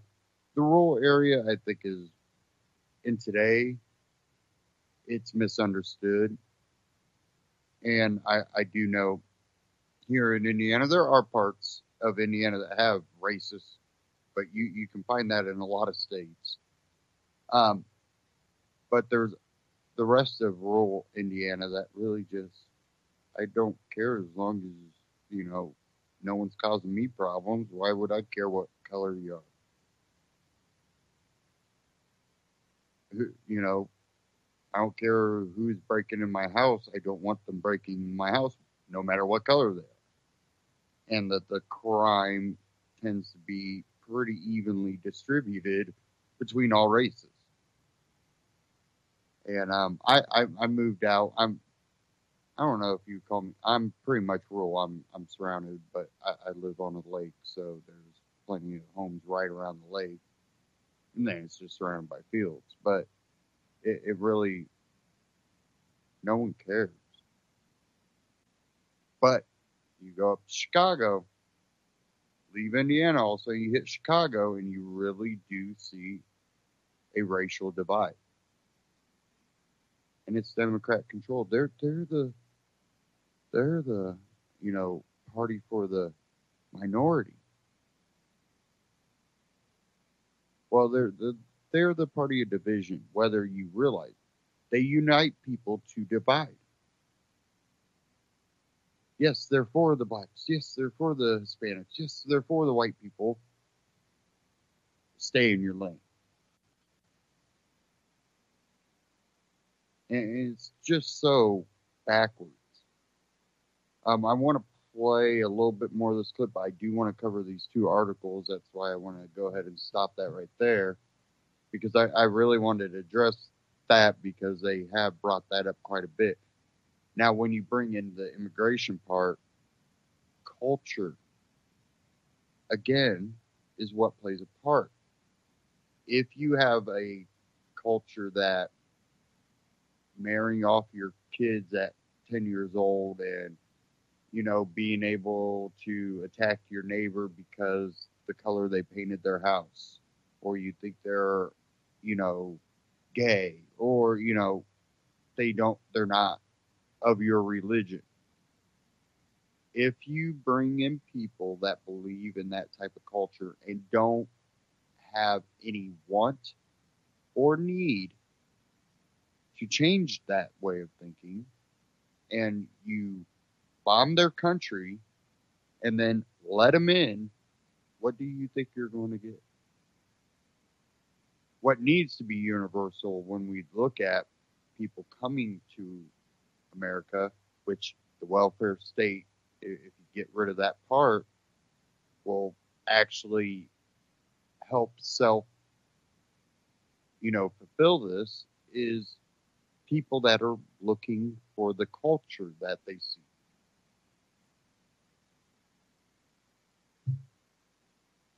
They're not moving to America to, flee the bombing because, well, we shouldn't be bombing. They're not coming to America because we have all these free goodies that you can come. They're coming because they're going, this way of living here is not what I believe in. But I do believe in the freedom that America talks about and is supposed to represent. That's why I want to go there. One article here, where we are close to the limit. Big O becomes a shelter as refugees flow from U.S. Now, they talked about self-export, deportation, deporting yourself because you don't like how America is, or you're not getting free handouts. Outside the YMCA, on Cooper Street, downtown, near where the Children's Hospital used to be, dozens of Haitians newly arrived from the United States milled about Wednesday, clutching government documents and looking slightly lost, while Montreal Haitians of long standing came to lend a hand and load their cars with luggage. Haitians help Haitians, one volunteer explained. Jean Dormeus was among Montreal's flood of new arrivals, the Secretary General of Political Youth Group in the northern city of Cap-Haïtien. Dormeus, 23, fled 6 months ago when individuals threatened to kill him and his family, he said. Since his father was assassinated for similar reasons, Dormeus took the threat seriously. His mother and sister fled neighboring Dominican Republic and flew to Mexico, then crossed into San Diego to ask for asylum. He lived in Pennsylvania for 6 months, but in Donald Trump's America, Dormeus was told his chances for asylum were slim and odds of deportation strong. It's not good for us there now, he said. It's not safe in the U.S., and I can't go back to Haiti. So he surfed the internet for instructions on how to get to Canada. In June, took a bus to Plattsburgh, New York, then paid a taxi driver $70 for the 20-minute ride to the border. He crossed over, was promptly arrested by Canadian police officers, and requested asylum. At the Y, Haitians from the United States were lining up for rooms, but many were told they would be transferred because there was no more room at the inn. The increasing wave of Haitian refugee claimants forced officials to open a temporary shelter in the Olympic Stadium Wednesday while scrambling to keep up with a demand they feared shows no signs of slowing. And if you get through this, it also brings up Syrian refugees that were the first, now are Haitians.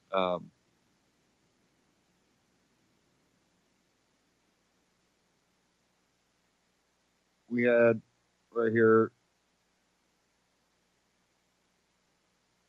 I'm trying to get to this here,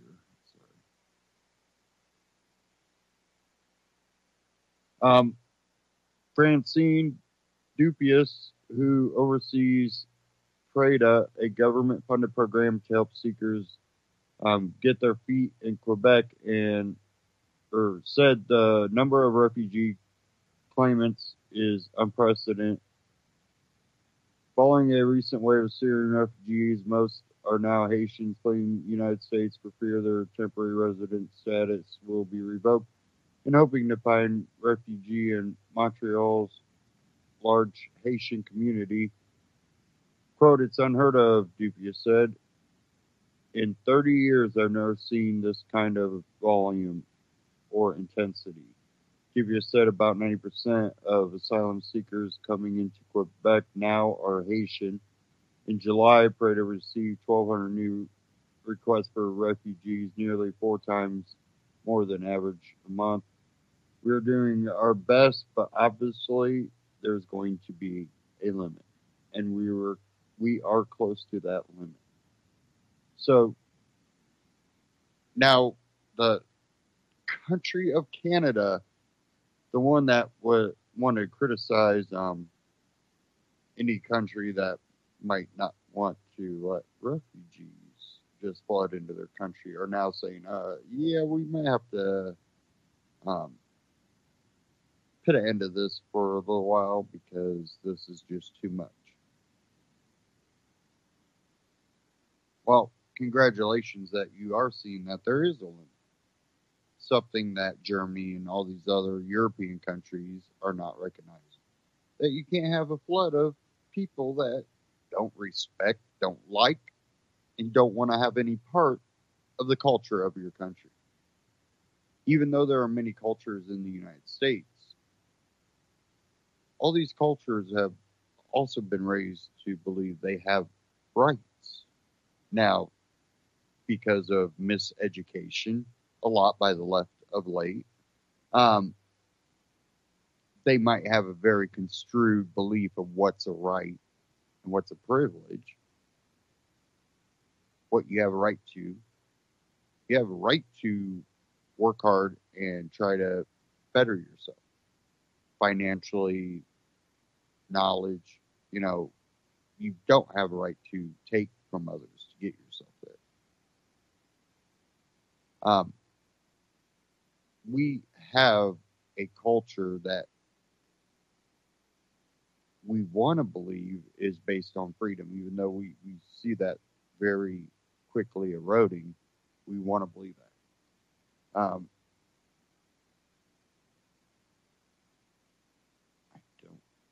know if I'm going to have time to get to the rest of that clip, but one from Fox News, Trump, GOP senators champion bill to cut legal immigration levels. Not illegal, legal immigration levels. Not good if you're trying to keep illegals out. Because people that do need and want to come to the U.S. will still come. But now they won't be legal. President Trump joined 2 Republican senators on Wednesday to champion legislation overhauling legal immigration in America, calling for a merit-based system that would significantly cut admissions over the next decade. Speaking at the White House, the president called it the most significant reform to our immigration system in half a century. As a candidate, I campaigned on creating a merit-based immigration system that protects U.S. workers and taxpayers, and that is why we are here today, Trump said. He was joined by Georgia Senator David Perdue and Arkansas Senator Tom Cotton. The Republicans who first introduced the Reforming American Immigration for a Strong Economy, or the RAISE Act, in February, they have said the legislation aims to reduce the number of green cards issued in half, from 1 million to 500,000 a year. Trump, Perdue, and Cotton argued on Tuesday that low-skilled and unskilled immigration into the United States has depressed wages. According to a fact sheet released to reporters, the new system would favor immigrants who are educated, speak English, and have high-paying job offers. It would also reduce low-skilled and unskilled labor immigration. Trump said new immigrants must be able to financially support themselves and their families. I'm not going to read the rest of that. That's at foxnews.com. But this is what irritates me. He wants he wants people that are going to have high-paying jobs.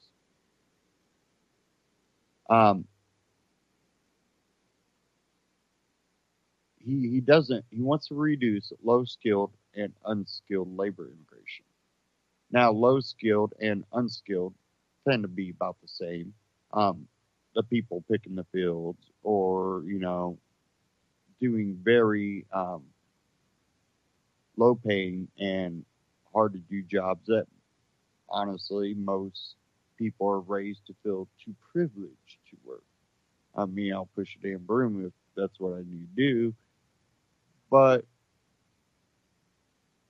the problem with this is it kind of misses the whole allowing for immigrants in the first place, where Americans could work their way up. And then you needed people that could fill those spots. And, of course, you hope it to be American kids. But, again, do you know too many young American kids that will go handpick fields? Any race that family born, raised for generations here in America, that go, oh yeah, I'll go pick tomatoes off, the vine throughout all these fields for low wages, because it doesn't take much skill to, watch and repeat. Minimum wage. The high school kid wants to go work at, Walmart for minimum wage or McDonald's for minimum wage. It's so flawed looking at it, and it's not going to be beneficial. The more and more Trump starts pushing these things, the more I know he's not anywhere close to liberty or freedom minded. Again, that article was at Fox News. I want to play a little bit more of this clip. I will stop it before the end of the broadcast, but let's go ahead and finish a little bit of this off. IQ of sub-Saharan blacks being 70, then what happens when they move into a higher IQ society with a relatively free market, but a redistributionist state, is very predictable. It's extremely predictable what is going to happen. It's going to be as like a caterpillar tracks on a tank, just going round and round, which is that they're not going to succeed.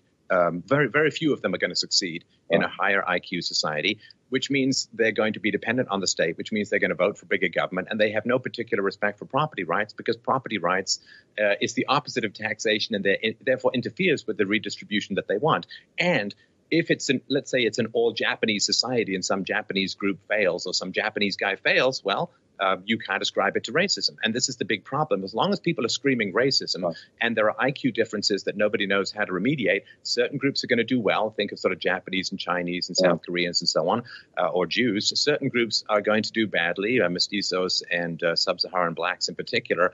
And then because nobody can talk about race and IQ, the entire explanation that is made up is racism, which, again, is like, why would anyone want that entire trap that seems completely unavoidable at the moment? It's also true, though, Stefan, that to begin pessimistic, that even if you have relatively high IQ immigrants who are racially distinct, they do tend to feel alienated from predominantly white society. There are countries in the world, Canada being one and Australia being another, that do tend to have, they do try to discriminate in favor of higher skilled immigrants, which means that they tend to get higher IQ immigrants. But still, they have problems with deep alienation from the Indians and so on. And if people find themselves in a society where they're in a minority, it's hard psychologically, and they tend to act out in various ways. And they aggregate. and they congregate, course, because the whole idea of multiculturalism is, instead of being these distinct mosaics, instead of being this balkanized societies where everyone from India clusters in one place, and even people from particular parts of India and particular classes of parts or castes within India cluster in one place, it was all supposed to, we get this rainbow, we get this liquid, and we put it into this water, and we end up with better water or whatever it is. But that's not what happens. What happens is, go ahead. This is where we've got to have a moratorium for 50 years, because if you look at what happened in the 20th century, they did have, in effect, a moratorium for 50 years, and the effect of this was that the groups that had come in did slowly begin to merge, to assimilate to the Anglo mainstream. The Anglo culture is extremely seductive, and people will assimilate to it if they possibly can. Michael Novak in the 1970s wrote a book called The Rise of the Unmeltable Ethnics, and making the argument that the Eastern European ethnics who come into the country were quite different from WASPs and were not assimilating. But right at that time, in the 1970s, they started to assimilate. You started to see much more intermarriage and so on. But it did take 40 years. I mean, one of the interesting things about the two great waves of immigration to the U.S. is in some ways it's been a controlled experiment. When the first wave of immigrants came in, so they were differentially, their skill levels were highly variegated. And what we found was, it's all there in the data. What we found is that skilled immigrants tended to have more skilled children, and lower skilled immigrants tend to have lower skilled children. And it took 4 generations for that effect to go away.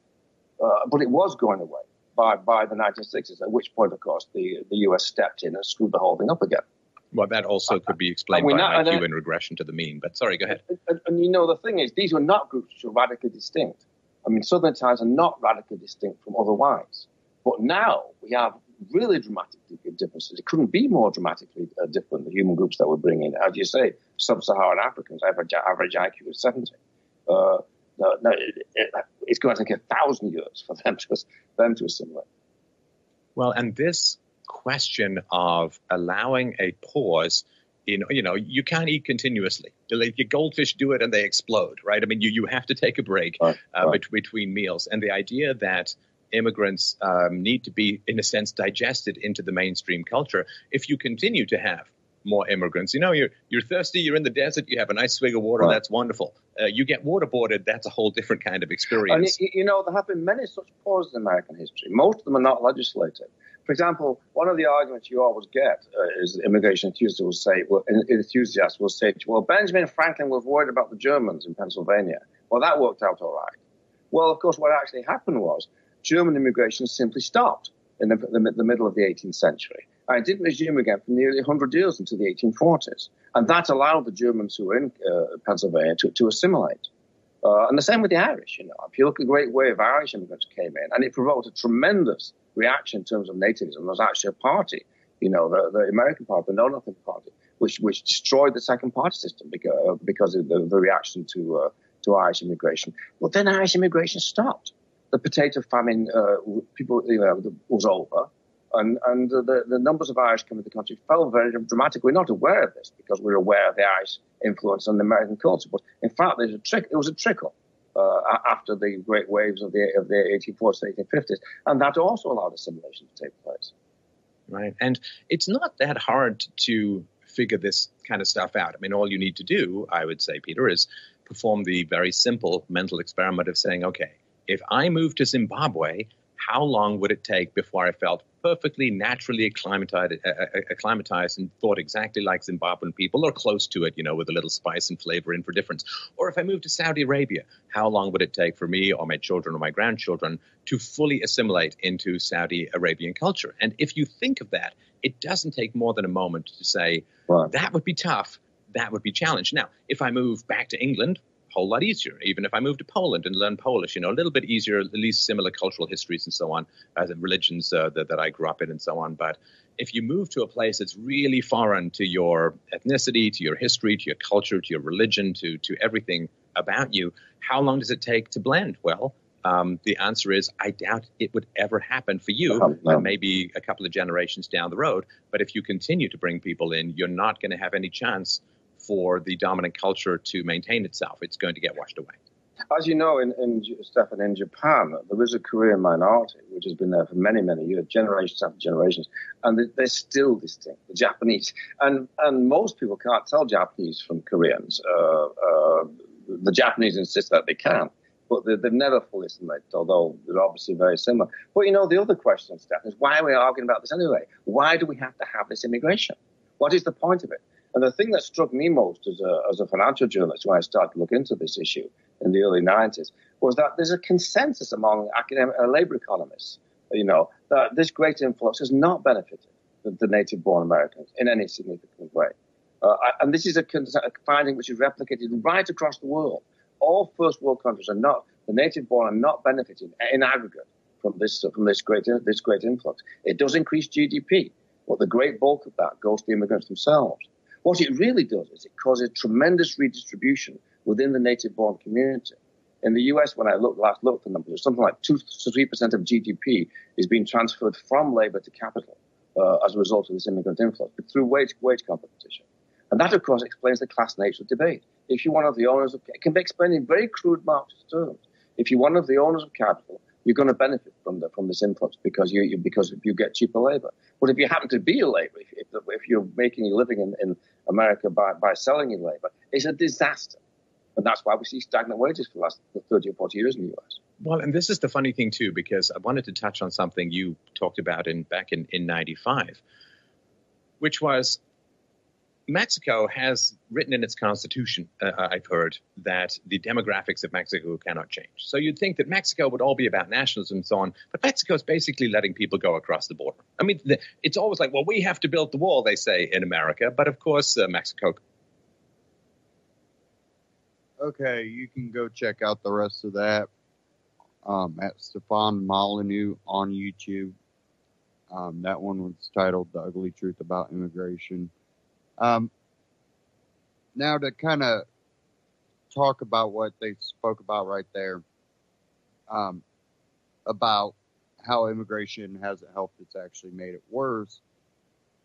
Part of that also goes to, again, the policies of the welfare state that immigrants are able to access and the dumbing down of our own youth.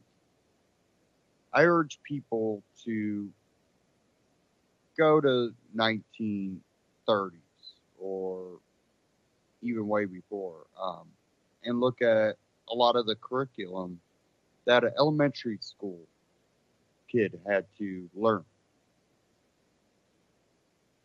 And then look at that where that falls into days lessons. You're talking maybe middle school, more than likely high school.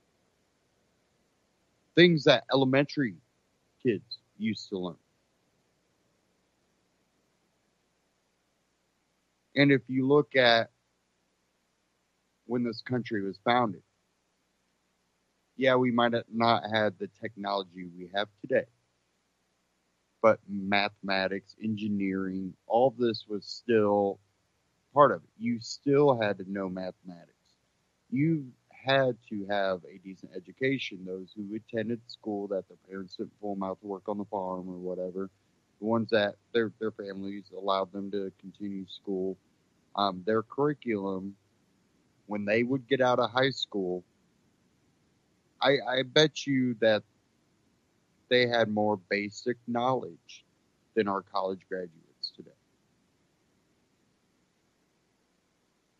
They were learning that type of true chemistry, not just some, couple worksheets and not really know, mix these two things I already prepared for you to mix into this and write about the reaction. Oh, it got hot and warm and fizzed over.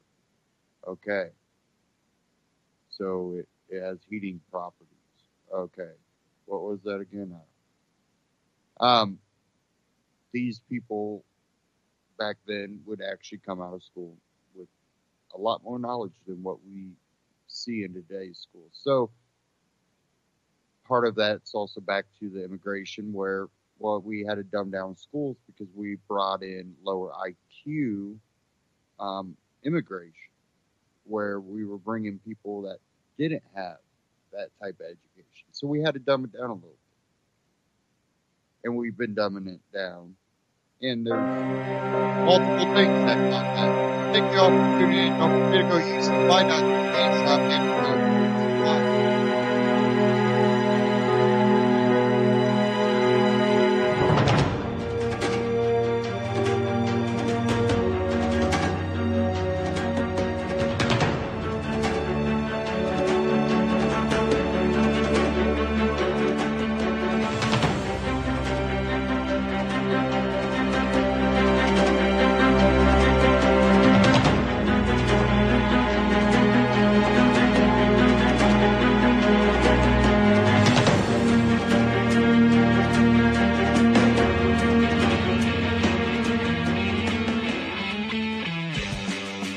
Anti-Media Radio with Levon. Make sure you check out